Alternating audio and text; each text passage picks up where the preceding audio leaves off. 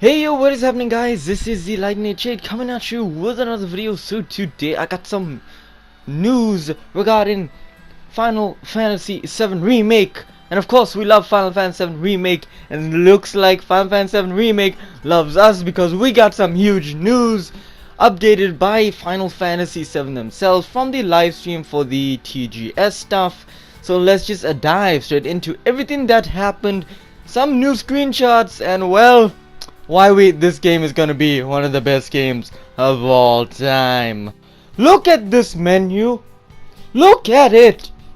Look at it. It looks amazing. Battle settings, enemy reports, magic, item, status, save, load, system, and oh my god, look at Barrett without the glasses. He looks boss. I mean, I can fix that. Wait, just give me a sec. I can fix this. Now this is beautiful right here. I like it. I like it a lot. Skinny Bear would be proud. But yeah, I really like this UI. I really do. It's, I think, one of the best UIs. Not UIs. The HUDs I've ever seen. The menu. It looks good. One of my favorite. This gets lightning seal of approval right here. So basically, Final Fantasy VII Remake Twitter account actually wrote that they are going to be given the information straight after the TGS stuff, which basically finished when this was tweeted out. And yeah, I think that I'm happy that they actually updating us. So the first bit of information they updated of it started off with the FF7 remake producer Yoshinori Kitase taking the stage, explaining how the combat works in the game. For full explanation, we recommend checking out E3 presentation from earlier this year. Now we kind of know what it is, but there's more stuff which I'll get into later on in the video because it's coming up and I want to expand upon that a wee bit more about the combat. And yeah, this right here, we got a glimpse of both easy and normal modes from the in-game options. And Katase says they'll show us a new combat mode named Classic Mode. That is what I'm trying to talk about, Classic Mode. Oh, I'm so excited about this because especially the type of people, yeah, you know, Classic Mode, basically turn-based is back. Today is back. I'm really happy about that. But yeah, I'll get more into that in a little while. But yes, Classic Mode. So in the original Final Fantasy VII, you would wait around until the ATB gauge fills up and then select a move to initiate your attacks. With Classic Mode in Final Fantasy VII, the team have recreated the same style of gameplay.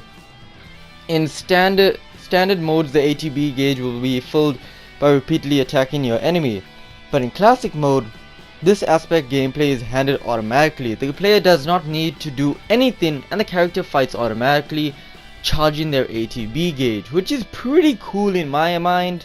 But I really want to see how it works against boss fights such as Reno, because yeah, it's really hard to fight Reno in the remake when I look at it. But it's very interesting because it's gonna bring back so many classical fans who like the old style and bring in a lot of new fans, which I'm really happy. I really appreciate them actually doing that. It shows that they do care for their audience and what their preference is, and I really cannot stress that enough, that Square Enix is really looking out for us in this game, and I'm just happy that turn-based is somewhat back. And then it continues on by saying, so anyone playing the Final Fantasy VII Remake in Classic Mode does not have to worry about action side of combat system, and can instead focus on selecting commands, making it possible to play Final Fantasy VII Remake as it were a classic menu based RPG. After showing off the combat in Final Fantasy VII Remake, Kitase-san introduced one of the elements we first saw in the Final Fantasy VII Remake TGS trailer a few days ago, the squatting minigame, and our presenter did an amazing job playing. Yes, so basically he beat the lad. Then we got closer look to one of the boss fights in the game. In this segment we saw Cloud, Tifa and Aerith take apes in the sewer of Midgar. So this is basically after Don Corleone's thrusting action, which we all love. It's basically straight after that, and my god, this is how it used to look back in the original. I know it looks very interesting for its I mean, back in the day it was revolutionary. Now, I mean, I'm still fine with it. It looks pretty cool to me. It looks good. I really like it. It's good. All right. This was a very yeah, I like the design of it, but I just want to show you guys something. Right, just keep this in mind, right? Just keep this image in mind. All right. And now look at this right here. Oh my god, we have revolutionized so much. We are ahead of time so much. We have evolved a lot in the Final Fantasy 7 fandom, haven't we? Oh my god, it's so amazing. I mean, come on, let's be honest. You cannot say that is not impressive. And honestly, the graphics itself is so visually pleasing. I think it's one of the best visually one of the best games of all time so far, at least on the PlayStation 4. It looks like one of the best games out there, which I really love. So yeah.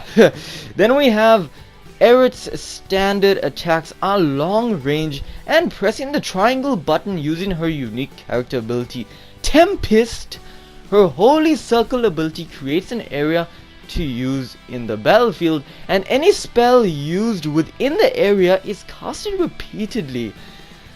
That is a very cool command. I mean, will this work for you as well as the enemies? Because if it works like that, that would be pretty awesome, and then you'd have to use it so wisely.